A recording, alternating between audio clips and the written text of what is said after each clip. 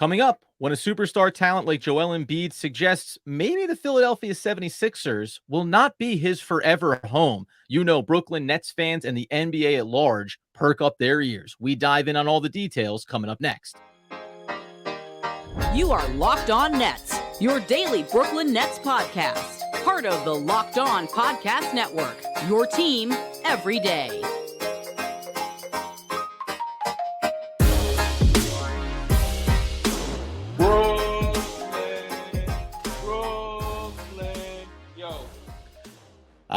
Yes, my friends. It is the Locked On Nets podcast right here on the Locked On Podcast Network. It's your team, the Brooklyn Nets, every single day. Over there, you're going to find Doug Norrie. He's the owner-operator of DFSR. For all your daily fantasy sports rankings from DraftKings to FanDuel, he's got you covered. I'm Adam Armbrecht breaking down the New York Football Giants on the One Giant podcast, my boy Andy Mack.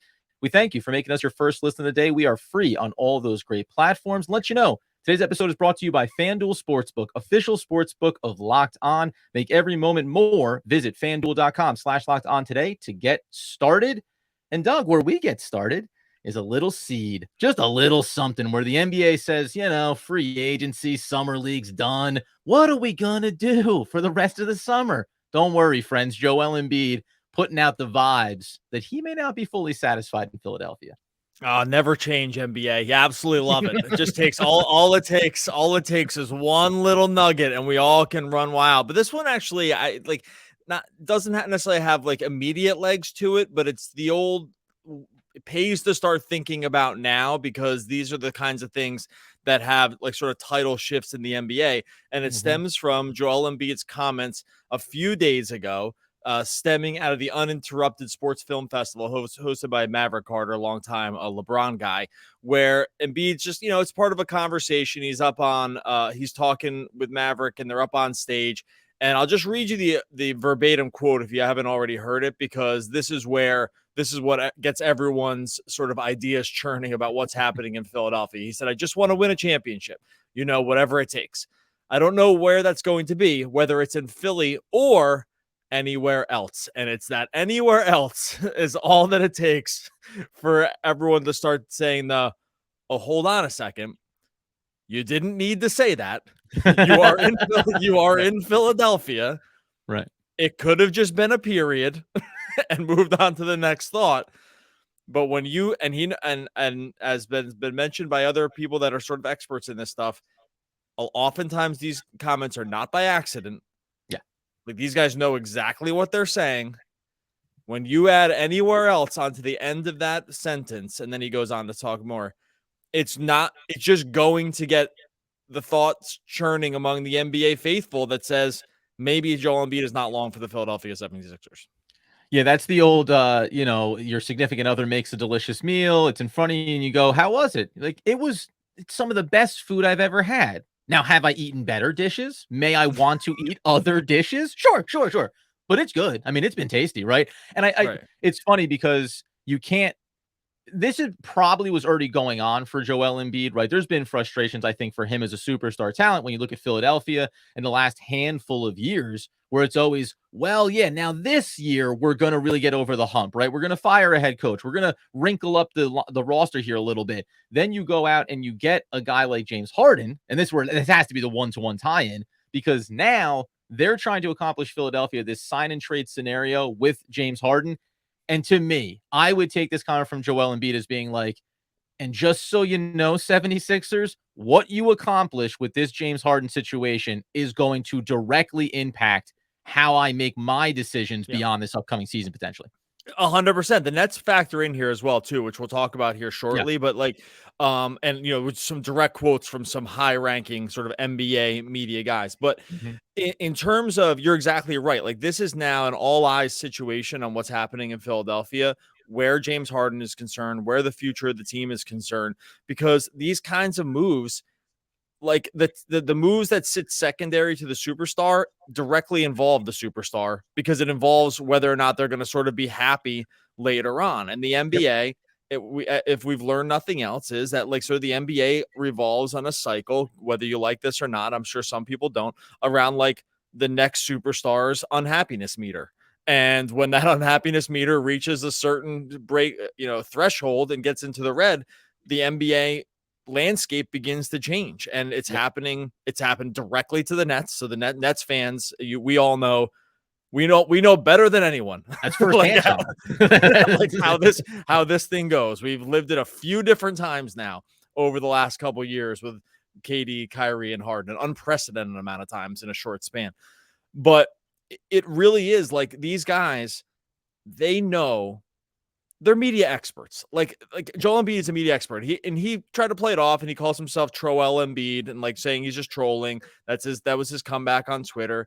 Dude, it might be a little trolling, but he knows what he's saying. Like he knows even exactly what he's saying. You're trolling your own fan base. Like you're trolling you know what I mean? Like, so even if that is the explanation, it's still like, okay, but why? Why are you riling up your own fans about what could be a crumbling moment for that franchise if Joel Embiid all of a sudden said, I do want to be out of here? Or your own front office too, as like a nice little nudge to say, hey, do the right thing here, right? Like these guys will also use the media or appearances and as like little nudges toward sort of what they want to happen. We've seen this happen a gajillion times as well, right? So it's like, and just to bring it back to the beginning where you said the Harden piece plays in really importantly to this. I mean, this is a major sort of like line of demarcation here for the Sixers. They have to get something right with the Harden trade. Either they have to bring him back and have him be happy. That looks almost like a 0% chance now, the stranger things, or trade him and get actual like championship pieces back for him. That feels hard too. And the Sixers are just could be in a situation where a year from now, this Embiid says, or anywhere else becomes, I want it to be anywhere else. And these are like the beginning. And we'll look back to this comment and say, oh, we should have maybe seen this coming, right? Yeah. Because that's just sort of how the NBA landscape works.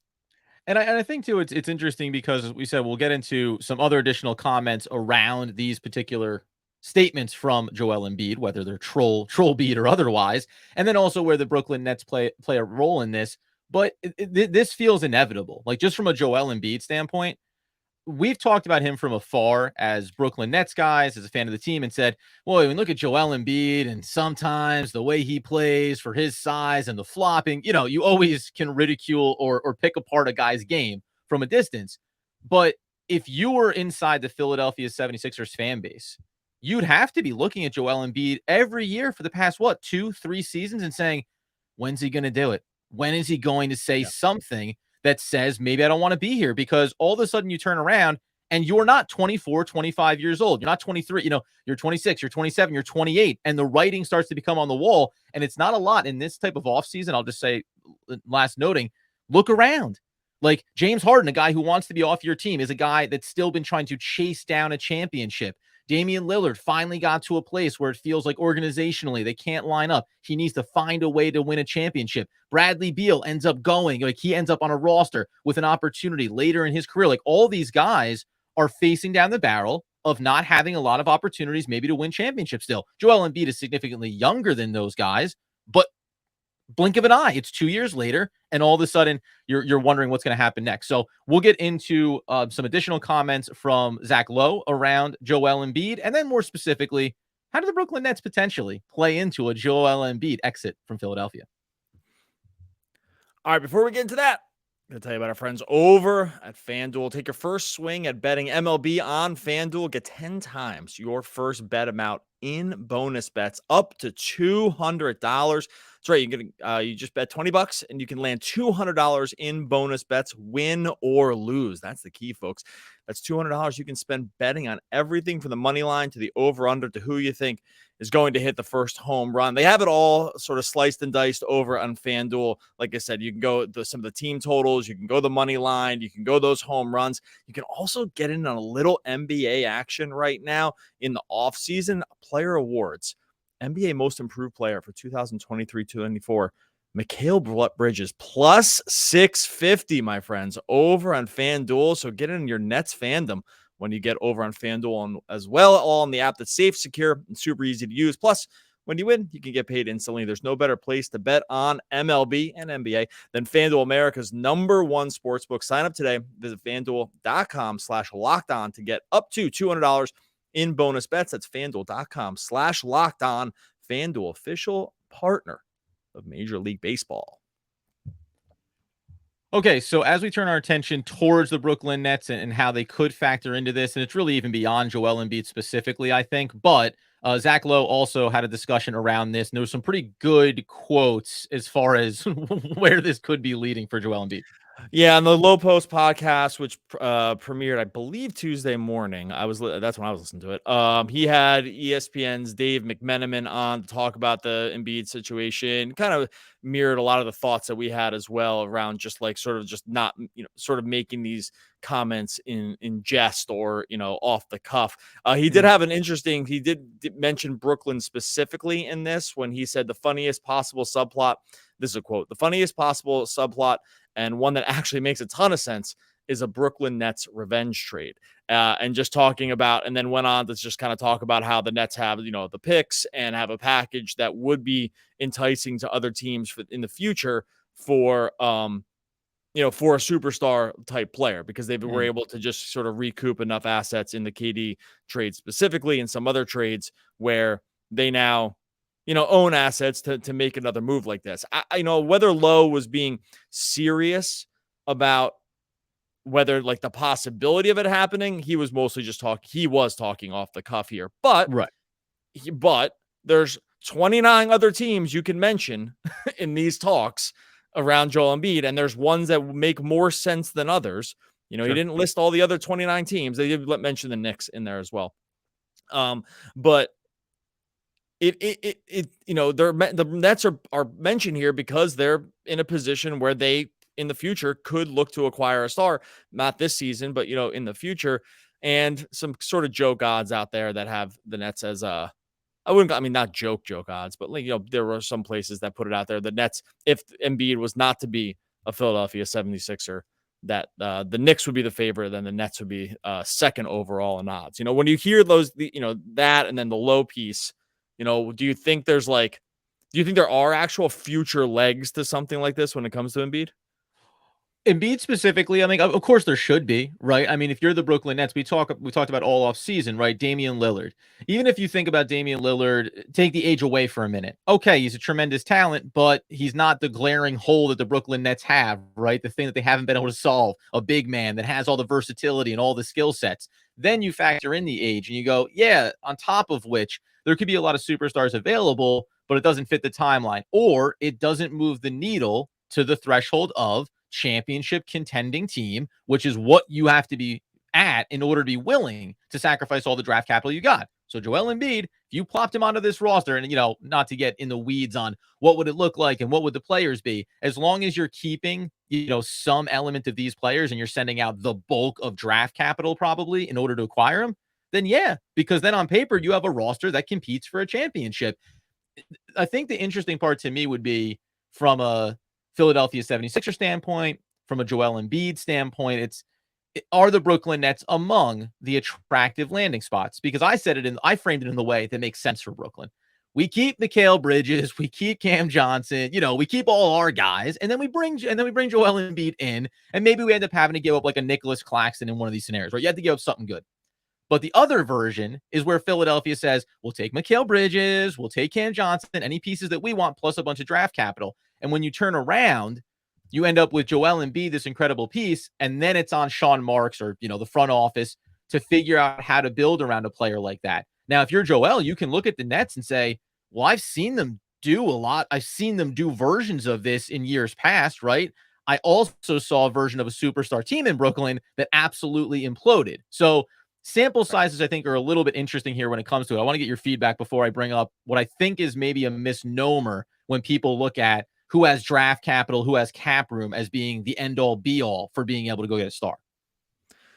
Yeah, look, if you're putting the odds at like Joel Embiid getting traded at all, they're extremely low, right? So I just want to we should just clarify that to start, right? The chances of him being traded this season, like let's say, or this year, I would call very, very close to zero, right? So let's just ground this in some reality.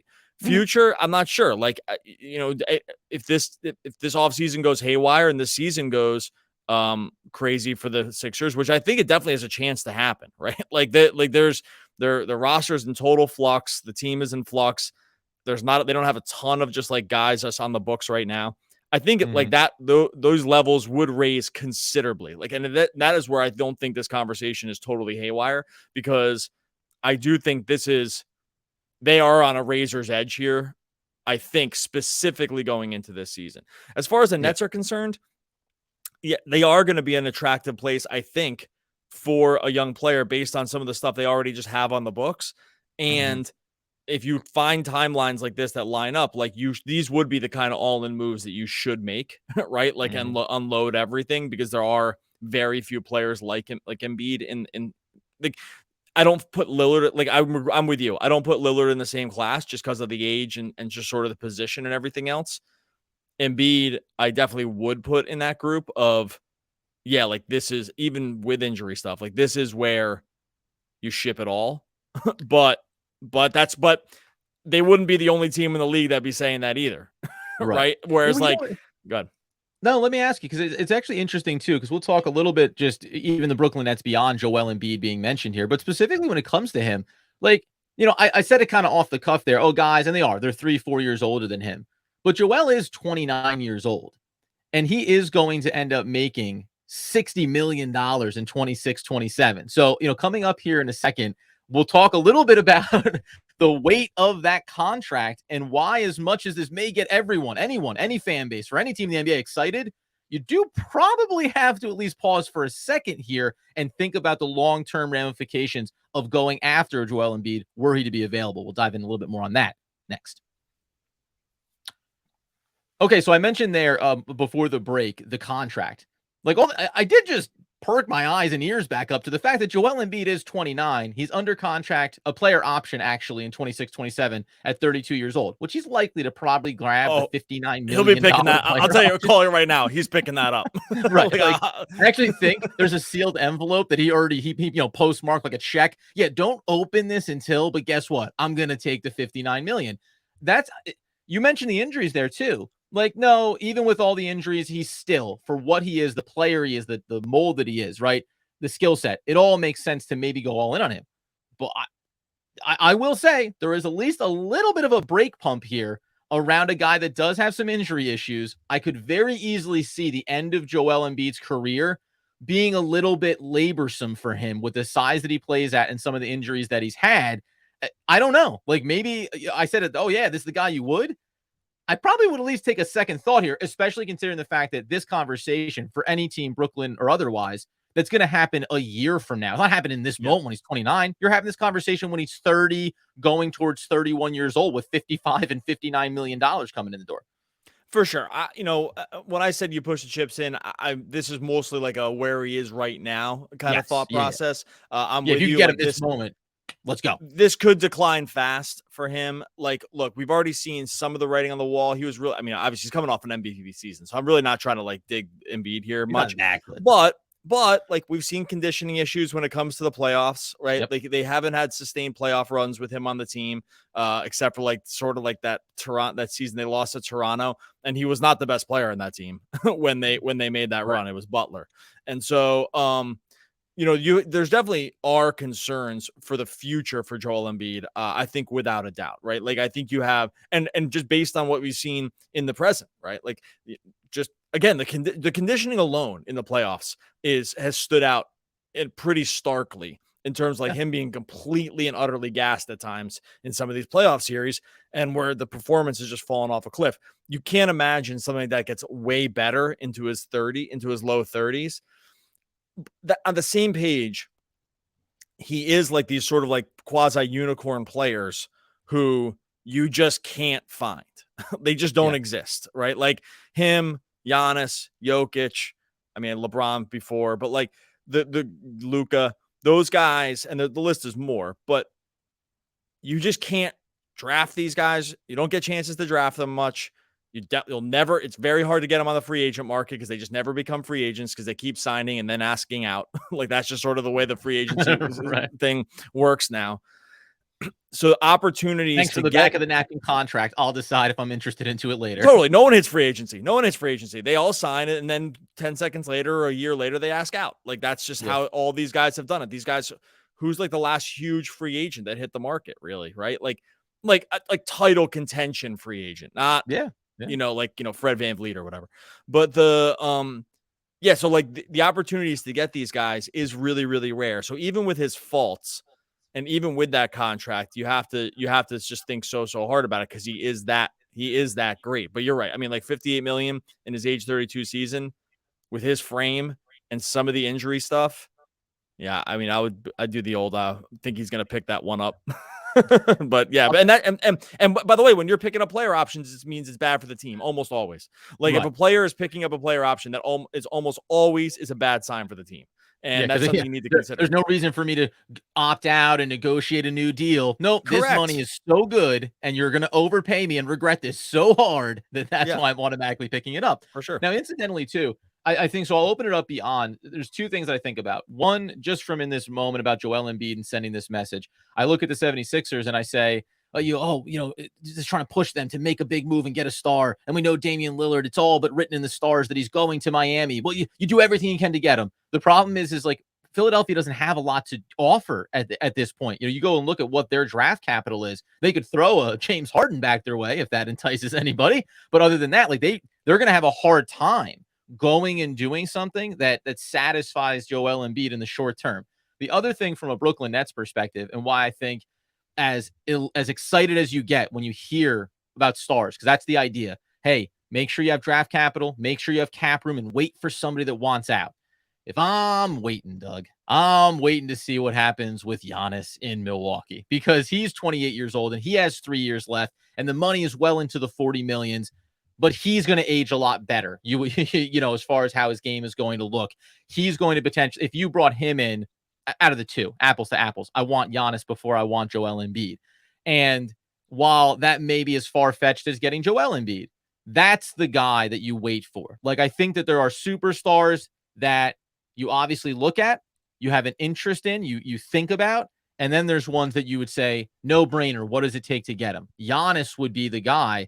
As you watch Milwaukee over this season specifically, I think it's going to be very interesting to watch because they have a lot of older veteran players around him. And all of a sudden that team could look somewhat barren around a superstar talent that wants to be winning multiple championships.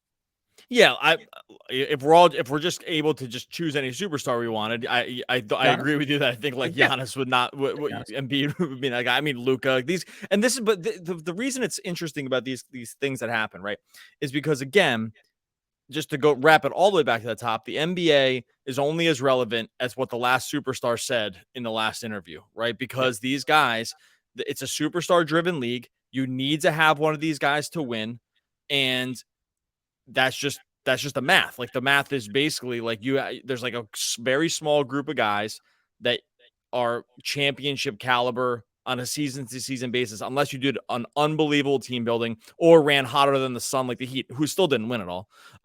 Like you just need some of these guys. And so it is relevant. And why like the Nets should always kind of keep their powder dry where this is concerned for the next time Giannis has it, for if this season in Dallas implodes. Like, I don't know. They just signed Kyrie to a max contract. You think that's going to go great? I don't know. There's evidence to say it won't. Right? Like, well, and it is funny when you mention a team like you mentioned like Luka, and you go, well, at least in this offseason, right? The Mavericks seem to try to do everything to re-insulate around Luka and have that be the opportunity. So you're always looking for like last year, looking at Luka and the Mavericks, you were like, oh baby, this thing could get real bad in a hurry. And it probably still could, but they seem like they've done a lot of positive work in this offseason. Whereas a team like Milwaukee or others, you look and you say, hey, have you done enough around a star, right? Have you put enough of the right moves together? The last note that I'll make about this when it comes to the Brooklyn Nets and about keeping the powder dry and being ready to pursue a star like that, there is something to be said for the fact that Damian Lillard, whether or not we thought the Nets should be pursuing him, he was a star who was available. And a team that, at least on paper, doesn't have nearly enough to go pursue Damian Lillard in a trade is the most likely landing spot for him in the Miami Heat. There is that other part of it, right? The no trade clause with Bradley Beal was like, oh, well, this is what you call the old wrench in, in the mechanics of these things.